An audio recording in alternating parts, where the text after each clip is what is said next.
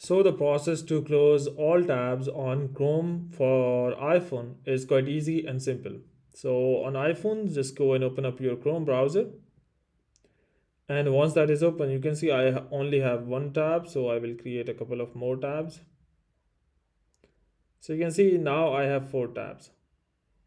So to close all the tabs, the process is this. Just go and tap on this tab icon at the bottom. You can see that says 4 or the number of the tabs that you have opened. So just go and tap on this. And once this menu appears, just go and tap on edit at the left bottom. So you can see edit at the left bottom, tap on edit. Now it says close all tabs. All the tabs are now closed.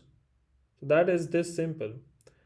Hope you would have understood this. And in any case, if you have confusion, just comment and let me know. Thank you.